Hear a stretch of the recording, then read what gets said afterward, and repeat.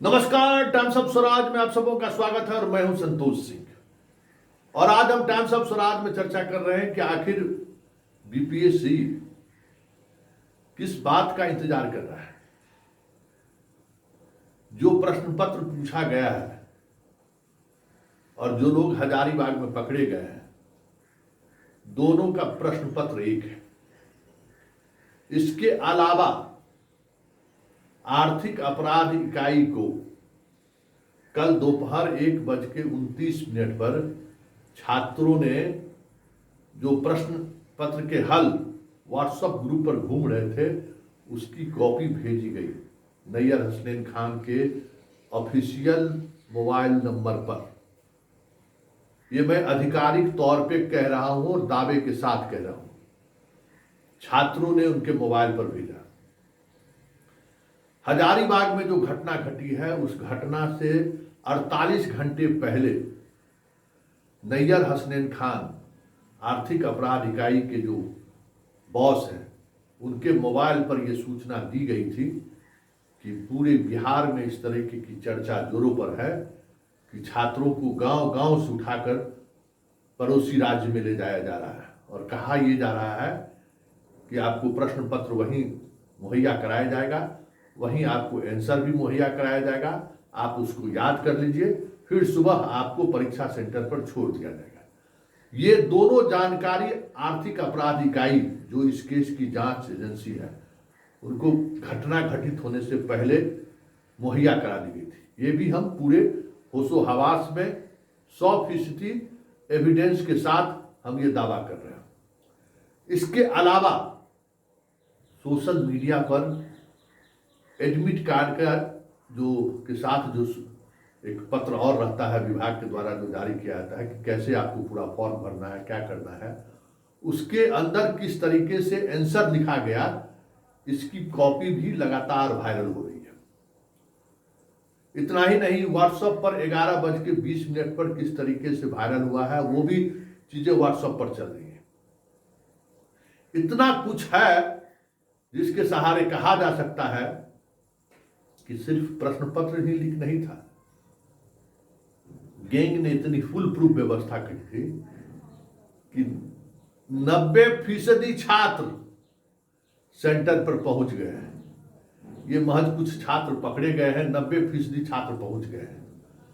और जो छात्र पहुंचे हैं वो किस हाल में सेंटर पर पहुंचे थे, किस तरीके से वो परीक्षा में अपियर हुए, उनके पास परीक्षा देने के लिए कलम तक नहीं था, वो बगल वाले छात्रों से कलम मांग रहे हैं। जरा सुनिए, एक अभ्यर्थी का हमसे फोन कॉल से उसकी बात हुई है, पूरी बात को सुनिए। पटना के सेंटर पर उस विद्यार्थी का सेंटर था और जो छात्र है वो डंके की चोट पर कह रहा है कि हम सरकार का गवाह बनने के लिए तैयार हैं। नैयर हसनैन खान जी, इस छात्र से आप संपर्क कर सकते हैं, गवाह बनने के लिए तैयार है। पूरे मामले में उस लड़के को सब कुछ पता था। 45 से 50 मिनट के अंदर में सारे सवालों का वो जवाब लिखकर बैठ गया। उसके पास न पैसा था, न उसके पास कोई मोबाइल फोन, सिर्फ आधार कार्ड का फोटो, आधार कार्ड और एडमिट कार्ड था। जाने के लिए पैसा भी कुछ महिलाओं से के सामने हमदर्दी दिखा कर दिया। जरा सुनिए क्या कह रहा है वो छात्र। हमारे साथ एक नालंदा के स्टूडेंट जुड़े हुए हैं जो परीक्षा आज उन्होंने परीक्षा दिया है। परीक्षा हॉल में ठीक उनके बाजू में जो बैठा हुआ स्टूडेंट था, वो उनका क्या व्यवहार था, किस तरीके था, और हम जो लगातार जो दावा कर रहे हैं कि जो सॉल्वर गैंग जो हजारीबाग में जो गिरफ्तार हुआ है, इसके अलावा बिहार के बॉर्डर के कई सटे हुए जो बॉर्डर है दूसरे राज्यों के, उससे बड़ी संख्या में छात्र इन जिलों में प्रवेश किए हैं और परीक्षा में शामिल भी हुए हैं। ये मैं दावे के साथ कह रहा था। देखिए, एक स्टूडेंट हमारे साथ जुड़े हुए हैं। आप पूरी बात बताएं कि आपको कैसे ये, जब हम खबर चलाना शुरू किए सुबह से, अभी आप वापस लौटे तो वो खबर आप देखें, क्या आपको महसूस हुआ कि लगा आपको कि वो सॉल्वर गैंग से जुड़ा हुआ है? सर, मेरा रोल नंबर है 309025। मैं नालंदा का रहने वाला हूं सर। मेरा 6 to 8 में सेंटर गया था। इंद्र यहाँ आईपीएस ज्ञान स्थली दीघा में पड़ता है सर, उच्च माध्यमिक है दीघा में, वहां मेरा सेंटर था। और जब हम लोग गए तो वहां तो जांच पड़ताल सही किया। जब अंदर गए, एग्जाम जब शुरू हुआ सर, तो मेरे दाएं साइड का जो सीट था सबसे लास्ट में, हम तो कहे कि नहीं आएगा, सबसे लास्ट में वो लड़का आया, समझे कि नहीं। अब आते के साथ हमको बोला कि भैया पेन है। तब कि क्या हुआ, वो सोया भी बढ़िया से नहीं था। तो हम बोले कि क्या कर भैया, हमारे साथ बहुत बड़ा घटना हो गया है, जो हम सबका मोबाइल छीन लिया, पैसा छीन लिया, समझे ना। तो मेरे सामने वाली भी महिला पूछी तो बोली कि आधार कार्ड कैसे है, एडमिट कार्ड कैसे है, तो ना जेबी में रख लिए थे। और आधार कार्डवा तो बड़ी बिनती केला पर दिया है, समझे ना सर। तो ये वो आदमी बताया। तो उस समय देखिए, क्योंकि हमको लगा हो सकता है घटना हजारीबाग बेल्ट में हो, कभी भी हो जा सकता है। मेरा जो रोल नंबर है सर 309025, उसके जस्ट दाहिना वाला जो भी रोल नंबर है उस सेंटर का जांच करवाइए, सीसीटीवी है। उस लड़के को उठाइए और हम दावे के साथ कह सकते हैं कि एकदम क्वेश्चन रट के आया था सर। वो आधे घंटे में सारा क्वेश्चन टिक करके बैठ गया, आधे घंटे में। पेपर अच्छा। का लेवल आज बहुत टफ था सर, समझे ना। आसान नहीं था, बहुत टफ था। और उस टफ पेपर में तो उस समय जिस एग्जाम दे रहे थे ना, उसके पीछे हम कहाँ दिमाग लगा। जब रूम पे बैठ करके एनालाइज किए, जब न्यूज देखे आपका और भी सोशल मीडिया पे, तो फिर हमको दिमाग में आया कि बताओ ये कैसे, जो बस वाला बात है, हमको इसका मतलब सबको वहां रटवाया है, सबका मोबाइल सब कुछ जब्त किया। उसके पास सर 100-200 रुपया सिर्फ था, और क्या कहता है, आधार कार्ड था और एडमिट कार्ड था, इसके अलावा कुछ नहीं उस लड़के के पास था।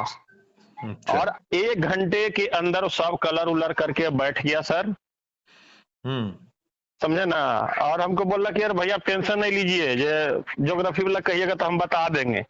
हम कहे नहीं, हमको जरूरत नहीं है सर, हम खुद भी किए, जो भी मेरा पिछले बार भी 2 नंबर से रहा था सर, मेहनत किए हैं फिर भी दिए हैं।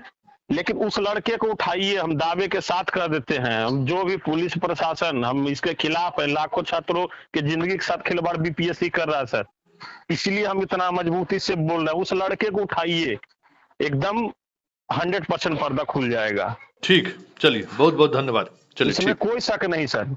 ठीक है सर, ठीक मेरा है, नाम ओके। नीतीश कुमार हुआ, पिता बिरगुनंदन प्रसाद शर्मा, नालंदा जिला। चलिए बहुत बहुत धन्यवाद। हम चलिए हमेशा ठीक। तैयार हैं, जहां कहिएगा वहां तैयार। सीसीटीवी फुटेज भी निकाल लिया जाए, जो वहां पे मेरे साथ बैठ के वार्तालाप किया है, वो सब वहाँ सबूत है। सामने मेरे सीट के 2 महिला थी, उनसे भी वार्तालाप हुआ है। इतना टफ पेपर सर 1 घंटा में कोई कैसे सोल्व कर लेगा। हाँ, एक चीज और बताते हैं, मैथ का क्वेश्चन नहीं किया है। मैथ का पोर्शन, क्योंकि सेटर गिरो का होता है कि कुछ सेक्शन छोड़ देते हैं। अगर 120 में 120 दे देंगे ना सर, तो दिक्कत हो जाएगा ना। तो मैथ का बिल्कुल वो एकदम टच नहीं किया, जो भी किया उसका लगभग गलत है। जो मेरा जो भी सर हम डाटा दिए हैं, एक भी झूठ नहीं है सर, हमको झूठ बोलने किस से किस कुछ नहीं सब्जेक्ट का मिलेगा। टोटल बना दिया है? उसका सब्जेक्ट था, मेरा है सर ज्योग्राफी और पॉलिटिकल साइंस, उसका था ज्योग्राफी और हिस्ट्री। अच्छा। ज्योग्राफी और हिस्ट्री, यही उसका सब्जेक्ट है। और उसका रिजल्ट 100% है, ये अभी हम बता देते हैं ऑन रिकॉर्ड। और नहीं होगा तब आप हमसे बताइएगा। अच्छा। एग्जाम से पहले हम, एग्जाम होने के बाद रिजल्ट कोई कटअप, जो अभी कहते उस लड़के का रिजल्ट डन है, उसका व्यवहार से, उसका चाल चलन से, और उसका जो रवैया, किसी को छीनेगा तो वो पता चल जाता है सर। गिरोह वहीं से ऑपरेट हुआ है, और ऐसा बिहार में हजारों कैंडिडेट घुसा है। उस लड़के को उठाइए, उसके साथ हजारों कैंडिडेट होगा सर। ठीक, चलिए बहुत बहुत धन्यवाद। मेरे पास आया सर, हम आपको सबूत पेश कर दिए। और हम अगर झूठ बोलेंगे तो कोई सजा, हमको कमीशन दे, पुलिस दे, प्रशासन दे, हम तैयार है। ठीक है, लड़के का ठीक है। जांच होना चाहिए सर। ठीक ठीक ठीक ठीक। के बाद कुछ ऐसा बचा ही नहीं है जिसके आधार पर बीपीएससी ये कहे कि प्रश्न पत्र लीक ही नहीं हुआ है। प्रश्न पत्र लीक ही नहीं हुआ, ये बात तो छोड़ दीजिए। प्रश्न पत्र बिहार के अलग अलग हिस्सों में, राज्य के जो सीमावर्ती स्टेट है, वहां के सॉल्वर गैंग के पास मौजूद था 2 दिन पहले।